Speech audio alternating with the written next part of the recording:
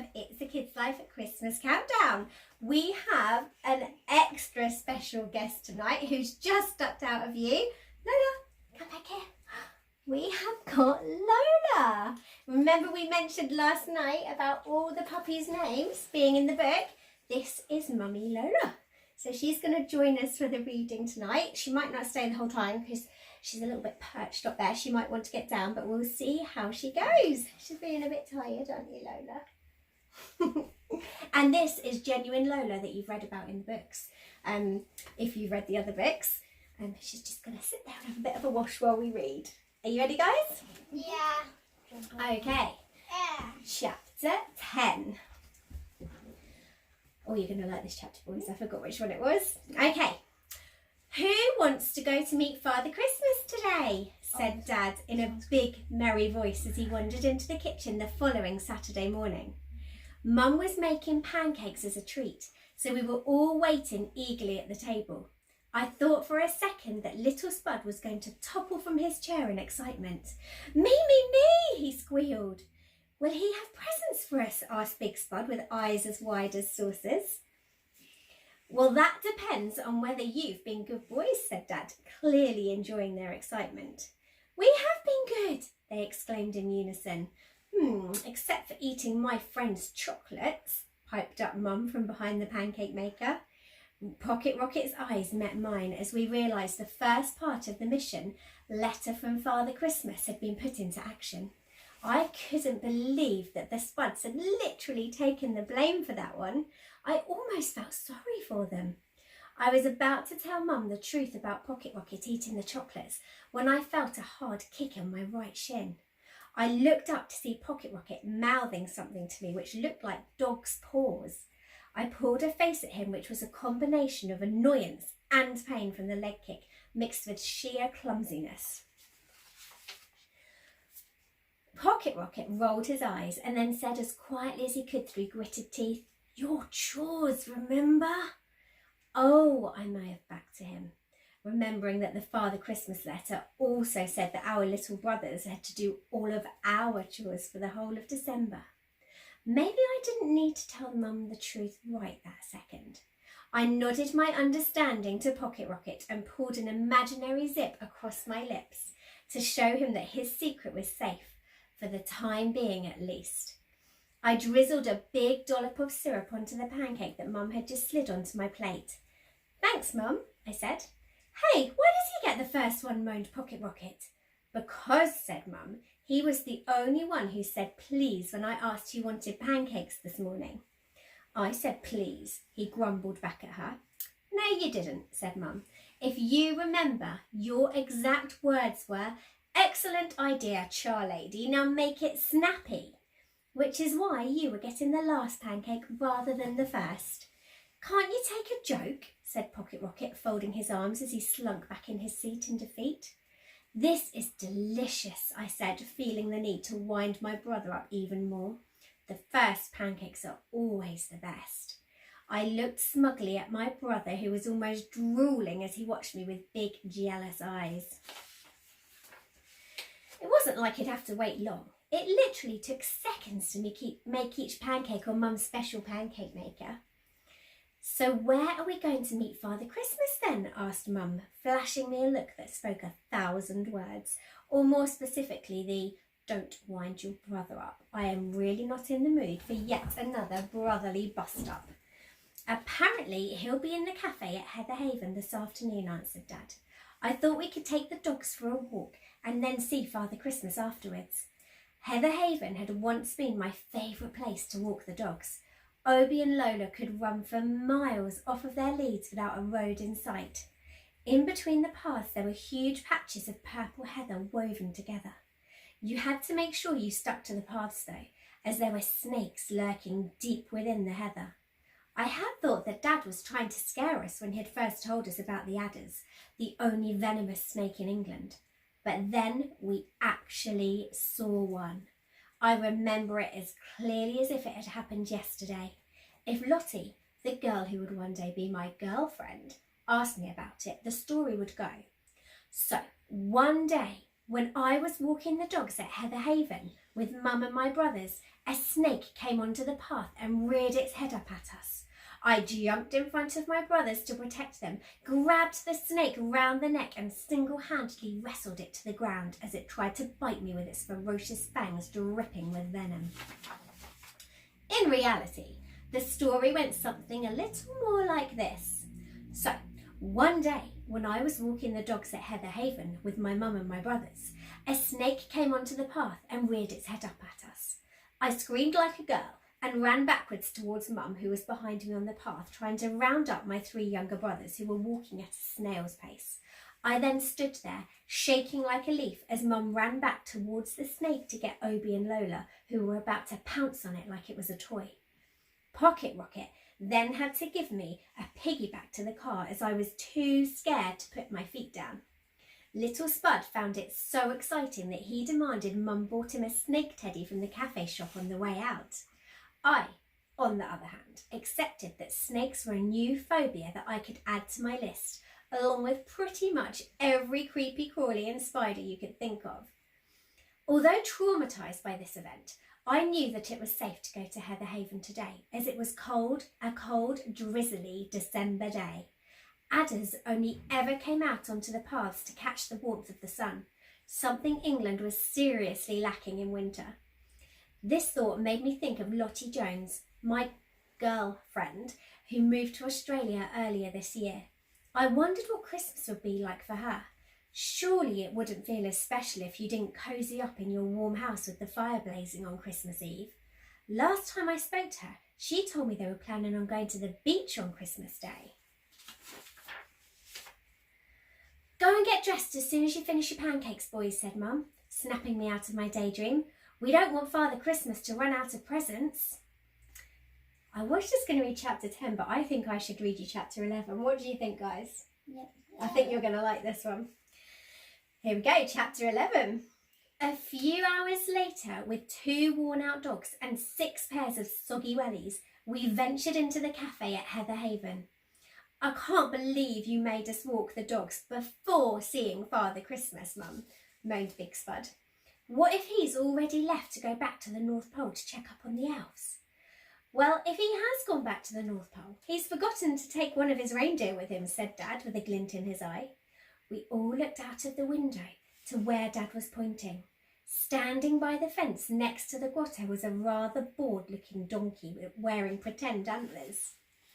Wow, a real reindeer, exclaimed Little Spud. I think it's Rudolph. If it's Rudolph, then why isn't his nose red? Asked Big Spud smugly, as if he was a very wise older big brother who knew best.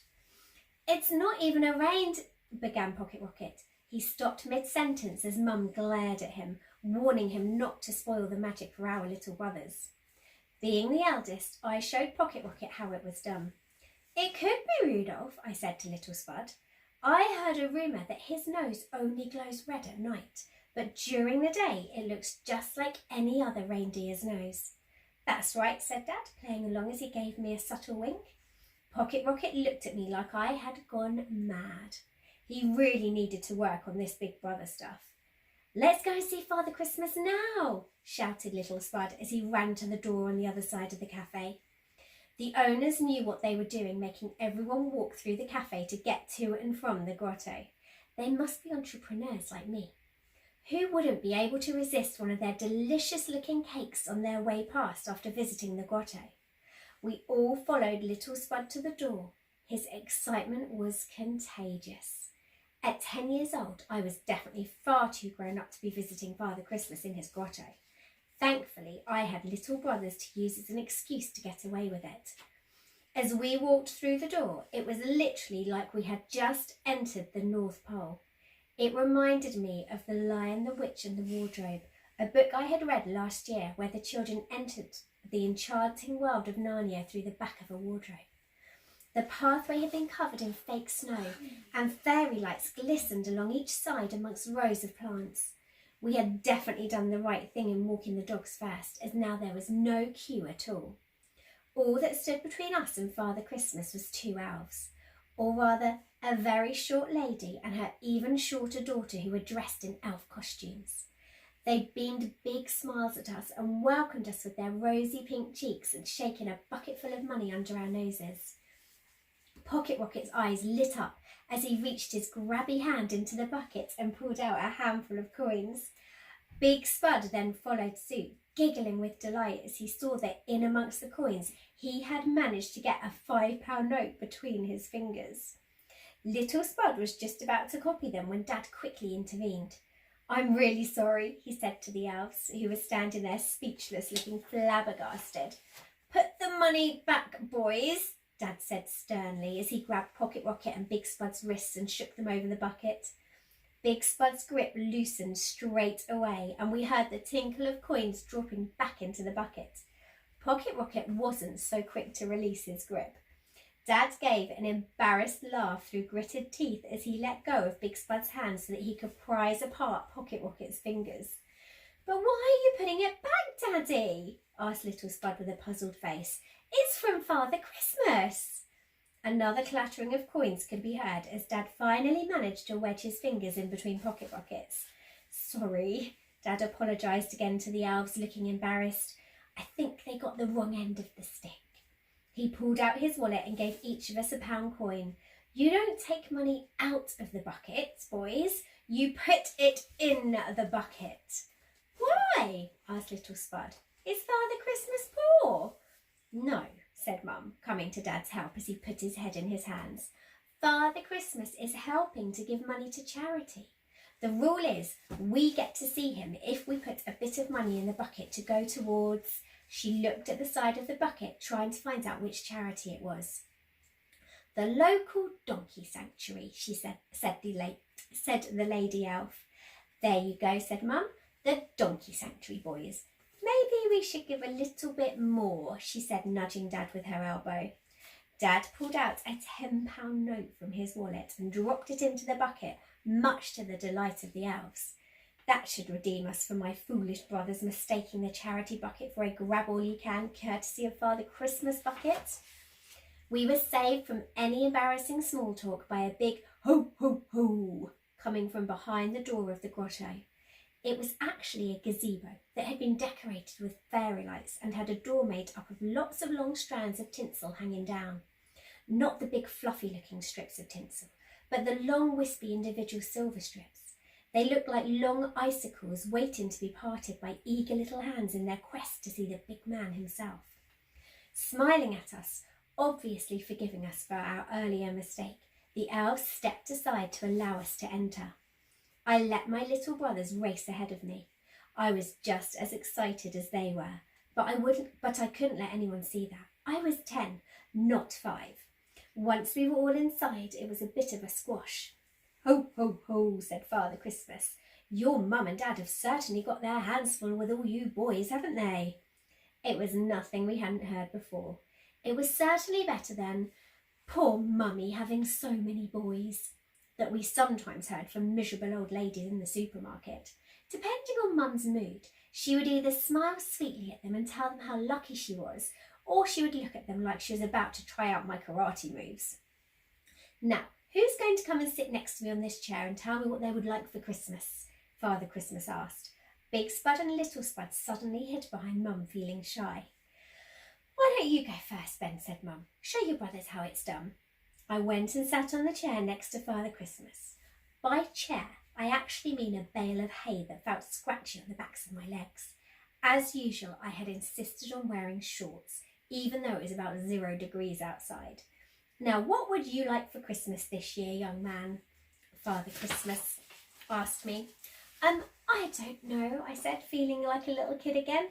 "Maybe an Xbox for my bedroom?"